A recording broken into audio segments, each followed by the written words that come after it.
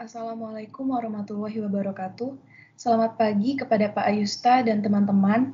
Pada kesempatan kali ini, kami dari kelompok 4 akan menampilkan hasil resume dari video conference scientific AI at scale on the promoter supercomputer at NERSC. Pertama-tama, kami akan memperkenalkan anggota kelompok 4. Yang pertama adalah Novita Nursamsiah, Safira Pramadita, Naiha Triantri, Raras Anggita Cahyariani, Ratu Cassandra Savana, Arum Prahesta Putri, Rahayu Indah Lestari, Hafizah Hulwah, dan Adila Fatinah.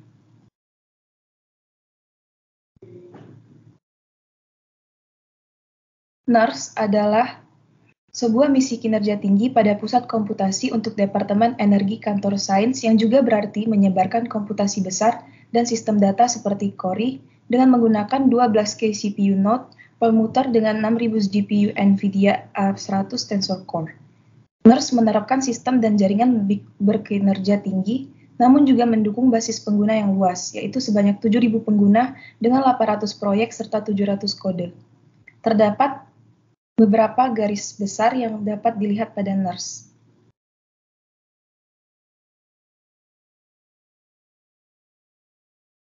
Bahwa AI untuk sains telah matang di luar bukti konsep dan benar-benar akan menjadi produksi dan transformatif. Mendapatkan manfaat dari pusat superkomputer atau NERSC masih memerlukan skala komputasi, pengembangan model, penerapan serta teknologi, dan penggunaan komputer atau perangkat lunak. Selain itu, pekerjaan juga masih diperlukan di seluruh pengembangan model aplikasi.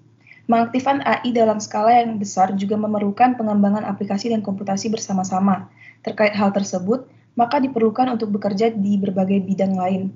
Tidak hanya menggunakan hardware saat bekerja dengan vendor untuk memastikan bahwa hardware tersebut dapat digunakan, tetapi juga bermitra dengan ilmuwan dalam mengerjakan aplikasi untuk memastikan bahwa sistem bekerja dan kemudian memberdayakan komunitas lebih luas melalui seminar, lokakarya, pelatihan, serta sekolah. Dan semua kegiatan ini pada akhirnya akan saling memberi umpan.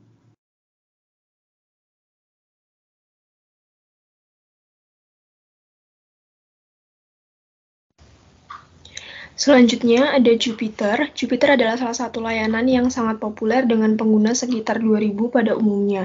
Jupyter ini adalah salah satu cara yang favorit bagi orang-orang untuk mengembangkan dirinya. Jupyter juga dapat digunakan dengan sumber daya bersama atau bahkan dengan unit khusus. Bahkan beberapa unit dimungkinkan untuk memulai layanan berat pada sistemnya.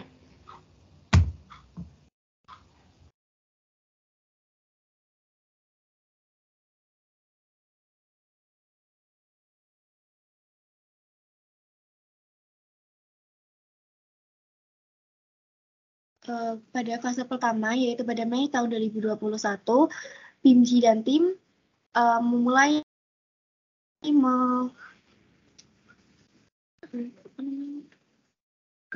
mengeksploitasi barang-barangnya. Pada Mei 2021 ini disebut juga dengan fase awal sains. Barang yang dieksploitasi tersebut adalah 12 kabinet CPU dengan 4 kali NVIDIA A100 dan juga sistem file flash.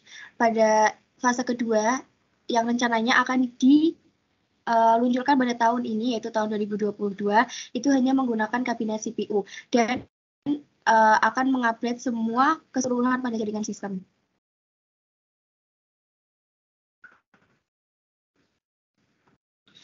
PIMJI dan tim melakukan program kesiapan aplikasi, yaitu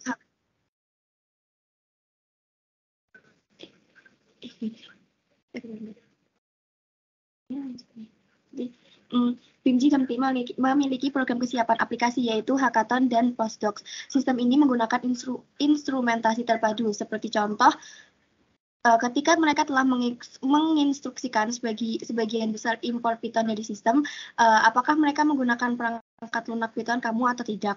Dengan hal tersebut, mereka mengetahui mendapatkan pembelajaran dari pertumbuhan besar pengguna. PIMJI dan tim juga melakukan survei ke siklus tahunan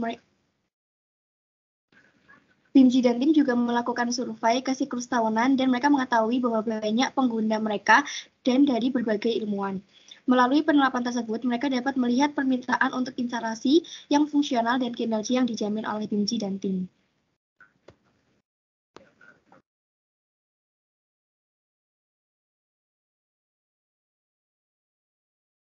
BIMJI dan tim mengadakan adaptasi kebijakan sistem untuk memastikan sistem berjalan dengan baik.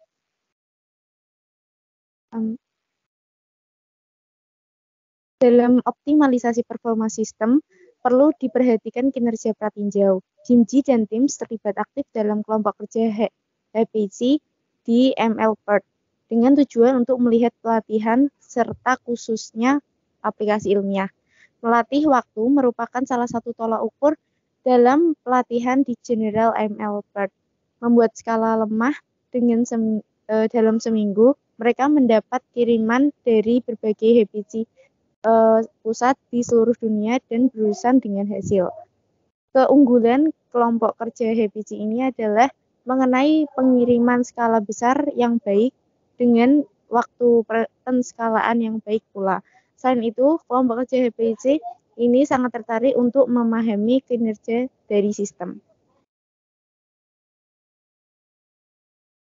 Selanjutnya yaitu sorotan dan analisis HPC benchmark. Jadi, HPC benchmark ini memiliki beberapa sorotan dan analisis. Yang pertama, MLPerf HPC ini merupakan rangkaian tolak ukur untuk kinerja ML pertama yang menerapkan perlmutter. Rangkaian ini mampu mengguncang sistem. Rangkaian ini menempati tempat pertama pada hasil time to train untuk Open Catalyst dan menempati tempat kedua untuk Cosmoflow dan DeepCam milik Celen. Yang ketiga, HPC ini memiliki pengukuran GPU skala terbesar yaitu 5120 GPUs. Nah, selanjutnya dilakukan perbandingan profil mendalam dengan Celen. Datang ke tempat kedua memungkinkan Nets untuk melakukan analisis kembali beberapa profil mendalam untuk memahami mengapa Nets memiliki perbedaan. Dan dari situ dapat ditinjau bahwa hambatan yang dominan itu berasal dari profil jaringan.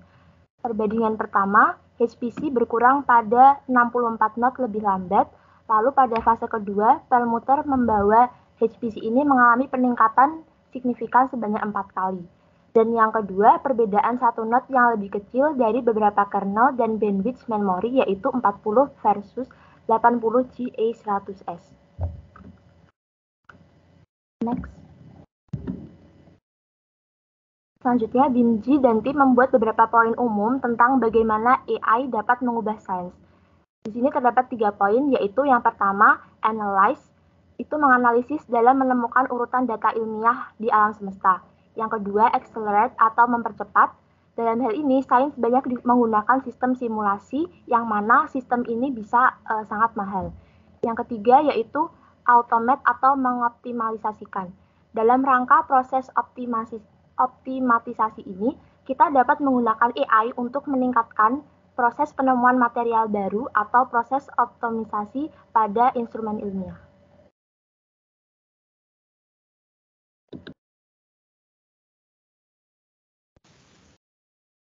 Instrumen ilmiah dapat ditingkatkan lebih lanjut lagi. Jadi, semua aplikasi ini memiliki industri. Jenis paralel yang melayani baris atas di sini. Tetapi, semakin dapat dilihat bahwa pendekatan AI benar-benar menggabungkan beberapa struktur situs. Dari analisis pada area ini, pada pembelajaran yang diawasi yang digunakan untuk sementara waktu.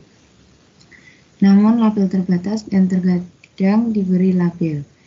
Jadi, dalam contoh ini dapat mempelajari cara kontras yang dimana melakukan transformasi pada gambar dengan encoder yang dalam. Dan ini telah digunakan dengan sukses dalam gambar alami dan dapat digunakan dengan beberapa keterbatasan yang sama. Tetapi juga dapat menggunakan sains khusus. Penyematan ini kemudian dapat digunakan untuk berbagi tugas yang menunjukkan yang kemudian benar-benar dapat berjalan pada sumber skala yang jauh lebih kecil.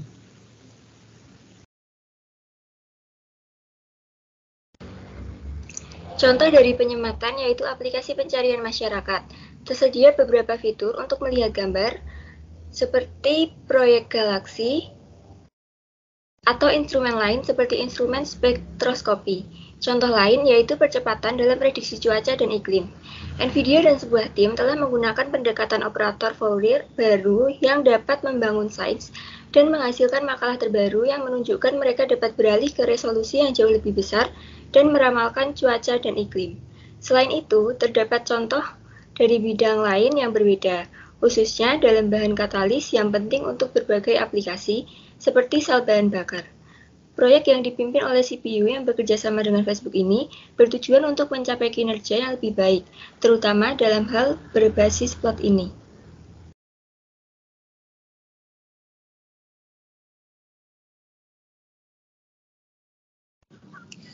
Namun, plot ini merupakan error di mana penggunaan model yang lebih besar mendorong nilai yang semakin menurun. Secara umum, hasil tersebut sudah ditingkatkan, tetapi tetap memiliki perbedaan yang terlihat, sehingga masih ada beberapa hal yang diperlukan. Model-model tersebut masih relatif kecil daripada dengan apa yang berpotensi untuk digunakan.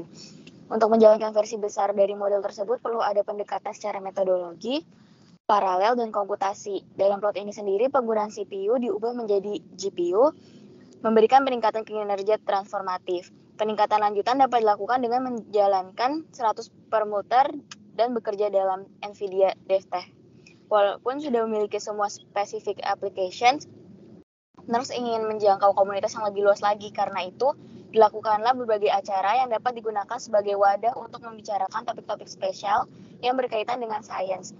Deep Learning School yang mampu mengumpulkan banyak peserta pernah diadakan pada tahun 2020 sebelum akhirnya berganti ke dalam bentuk webinar akibat pandemi. Keduanya masih dianggap sebagai sains Pasifik. Diadakan pula pembelajaran yang mendalam dalam skala tutorial yang fokus membahas skala kinerja yang kemudian pada tahun 2021 mulai dijalankan bersama NVIDIA. Hal tersebut menjadi pelatihan pertama yang dipersembahkan oleh Permuter.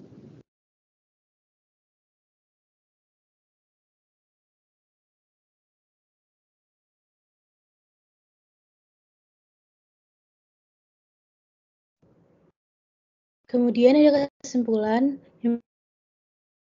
AI transformatif untuk sains harus memanfaatkan skala superkomputer dan aktivitas kebutuhan tidak hanya hardware tetapi juga software, keterlibatan aplikasi, serta pelatihan.